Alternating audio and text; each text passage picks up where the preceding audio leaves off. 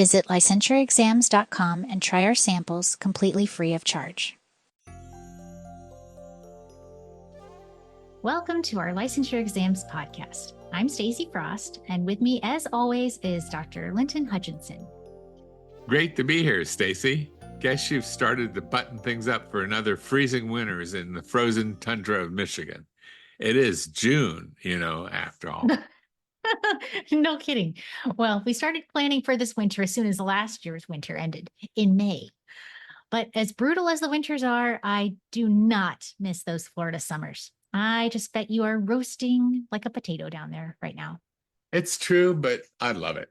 I prefer to enjoy my morning celery juice sitting on the beach while watching palm trees sway instead of, like you, scraping ice off of my windshield. And without a Publix up north, which means no incredible sushi for you, Stacy. I don't know how you do it. Okay. I can see it already. Now, for today's topic. This episode is part of our Demystifying Disorders series, where we'll be examining Frotteuristic disorder, a paraphilic disorder involving recurrent, intense sexual arousal from touching or rubbing against a non-consenting person. This is definitely one of the more rare and lesser-known disorders of the DSM-5-TR, but one that you might find and encounter on your exam or in your daily practice. So it's important to understand the diagnostic criteria, associated features, and evidence-based treatments. Now, you know me, Linton. I find the history of these disorders fascinating. So before we jump directly into how Frotteuristic disorder is diagnosed today, let's take a little quick trip back in time to the late 1800s. Okay, and before we do that, what is your favorite diagnosis after all? Oh, gosh. Well, I still stand by, you asked me this over 10 years ago, and I still think the most interesting one is factitious disorder. Okay, we'll have to do a podcast on that. What do you say? That'd be a lot of fun. Oh, and conversion disorder is a second. Let's take a quick trip back to the late 1880s, like you're suggesting, in Germany. What do you say? Jawohl. So this disorder was first documented by Richard von Krafft-Ebing, a German psychiatrist who is considered one of the founders of medical sexology. He was one of the first to categorize and study sexual behaviors that deviated from the norm, and he wrote about these in what became a famous book called Psychopathia Sexualis. Like our buddy, good old Sigmund Freud, Krafft-Ebing's work was groundbreaking for its time and really laid the foundation for our modern understanding of paraphilic disorders. So with that little tidbit in the background, we'll move on into the criteria. Okay, to receive a diagnosis of Frotteuristic disorder, according to the DSM-5-TR, an individual must meet the following criteria.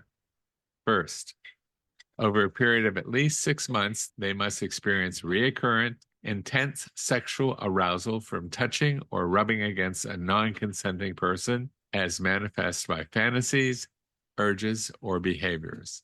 And second, they must have acted on these sexual urges with a non-consenting person, or the sexual urges or fantasies must cause clinically significant distress or functional impairment.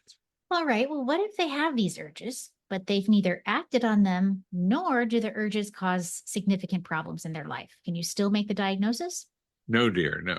You can say that they have Frotteuristic sexual interest, but unless they acted on the sexual urges, or the urges or fantasies cause significant distress or impairment functionally in relational, occupational, social, or educational, they don't have the disorder.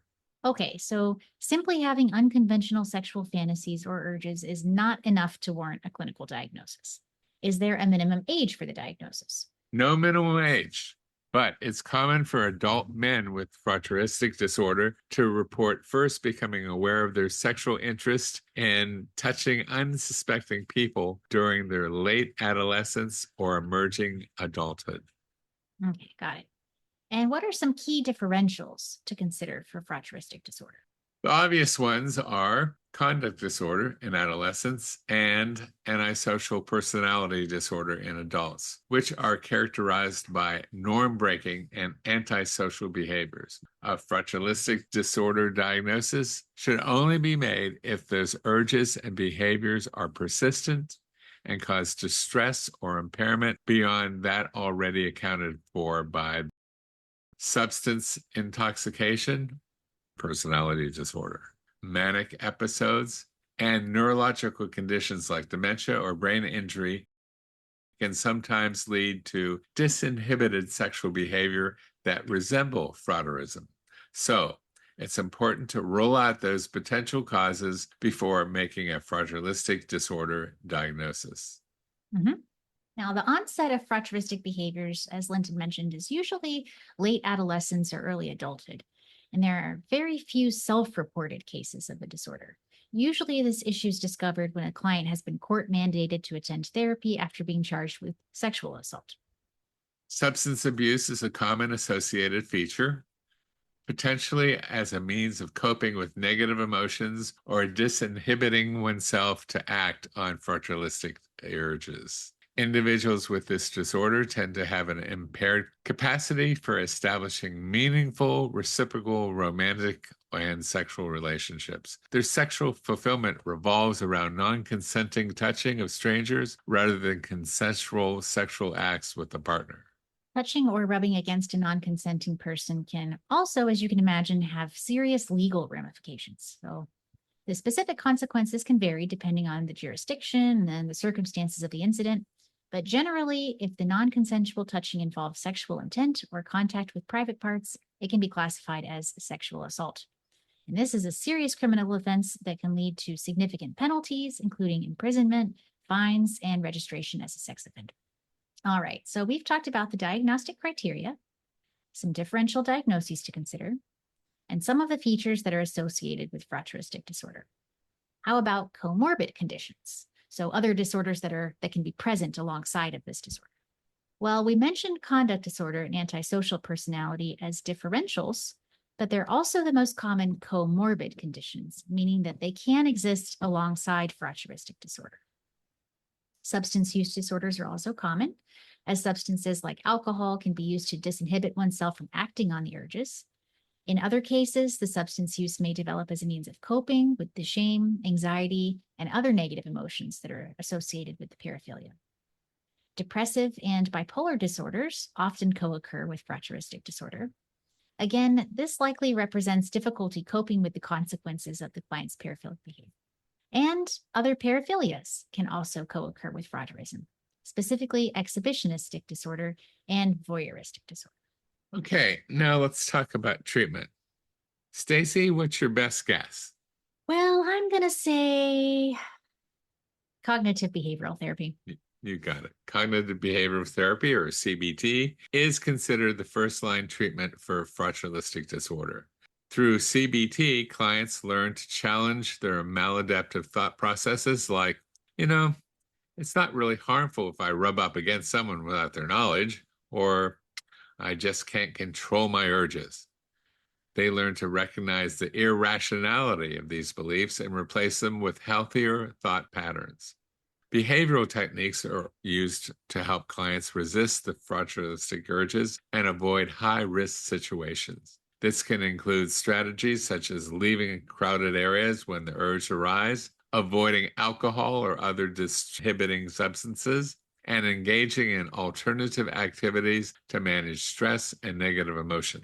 Also, a few that you might not think of intuitively, but that can be helpful are solution-focused therapy and psychoanalysis. These can be helpful therapeutic models when treating clients with Frotteuristic disorder. With solution-focused therapy, you collaborate with the client to establish clear, specific, and achievable goals that focus on behavior changes, such as reducing the frequency of urges or increasing control over impulses.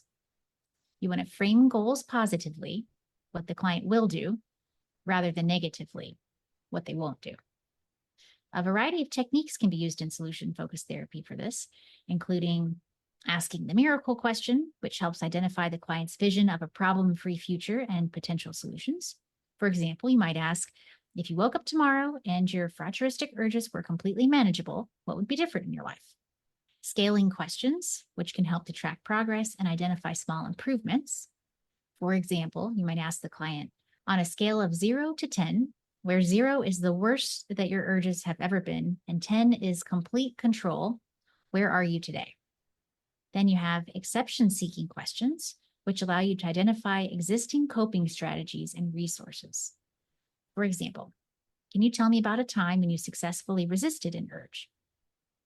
And coping questions, which help clients recognize their strengths and resilience. For example, how have you managed to keep the problem from getting worse? Now, with solution-focused therapy, it's important to offer genuine praise for the client's efforts and successes, no matter how small they seem. This reinforces positive behaviors and builds self-efficacy. And lastly, I think we have psychoanalytic techniques that are typically applied over a very, very long-term therapeutic relationship, often involving multiple sessions per week over a series of years. The goal is to achieve deep structural changes in the client's psyche, addressing the root causes of the Frotteuristic disorder rather than just managing symptoms. So the psychoanalytic techniques are free association. This is when the client speaks freely about whatever comes to mind without censoring their thoughts. This uncovers unconscious thoughts and feelings related to the disorder, while the therapist listens for patterns, recurring themes, or significant memories. My favorite, dream analysis. And this is the process where the client shares and discusses their dreams in detail. The therapist helps interpret symbolic meanings related to this disorder to help reveal repressed desires or unresolved conflicts contributing to their urges. Analysis of transference. Why do we let the client project feelings about significant others onto us? We do this to analyze their projections, to understand the client's relational patterns and reveal how early relationships influence their current sexual behaviors. Use of interpretation. Interpretation is the process of offering insights into the unconscious motivations behind Frotteuristic behaviors to help the client become aware of hidden thoughts and feelings. The objective is to connect past experience with current symptoms. Analysis of resistance. This is when you identify and explore the client's reluctance to discuss certain topics. This may reveal deeply buried shame or trauma related to the disorder. And exploring childhood experiences. By conducting a detailed examination of early life events and family dynamics, you may uncover the root causes of Frotteuristic tendencies and resolve the conflicts driving the behavior. That's great. And a few other approaches that you might employ with a client with Frotteuristic disorder are aversion therapy, which involves using aversive stimuli, that means unpleasant images or smells, for example, to create a negative association with the Frotteuristic behavior. Another approach using covert sensitization, which is where you pair the Frotteuristic behavior with vividly imagined negative consequences to reduce the behavior. And sexual addiction treatment approaches like referring the client to programs like Sex Addicts Anonymous for additional support and accountability, and facilitating group therapy sessions where clients can share experiences and learn from others with similar issues. Okay, let's consider a case study to illustrate how the treatment principles can be applied in practice. So let's consider a client named Marcus. He's 32 years old, and he's court mandated to therapy with you after being arrested for rubbing his genitals against a woman on a crowded subway. He reports a 10-year history of this kind of behavior, which has escalated in frequency and intrusiveness over time. In therapy, you teach Marcus to identify the distorted beliefs underlying his behavior, like, women secretly enjoy being touched by strangers. Or, what's the problem? I'm not really hurting anyone. As his therapist, you help him challenge these beliefs by considering the negative impact of his behavior on his victims and himself. Now, these are examples of cognitive restructuring, in which you as the therapist identify and challenge the distorted beliefs that justify or minimize the behavior. Marcus also learns in therapy to recognize his frotteuristic urges as they arise, and you help him develop a plan for coping with these urges without acting on them, perhaps involving exiting crowded public spaces when he experiences the urges, and practicing relaxation techniques like deep breathing. And as we close out today's episode, let's review some of the main points about frotteuristic disorder that you'll need for your exam. First, this disorder is characterized by intense, recurrent sexual arousal from touching or rubbing against a non-consenting person, plus acting on these urges or experiencing significant distress or impairment from them. Lack of consent is the key to the diagnostic feature. Associated features include substance abuse and difficulty with reciprocal romantic relationships. Common comorbidities include antisocial personality disorder, substance use disorder, and depressive and bipolar disorders. Other paraphilic disorders may also co-occur. Finally, the main evidence-based treatment is cognitive behavioral therapy, which targets distorted beliefs and behavioral urges. Solution-focused therapy and psychoanalysis also show merit in treating this disorder. Behavioral methods such as aversion therapy and covert sensitization may also be effective. All right. Well, thank you so much for joining us, everyone. As you study for your exam, always remember, it's in there. It's in there.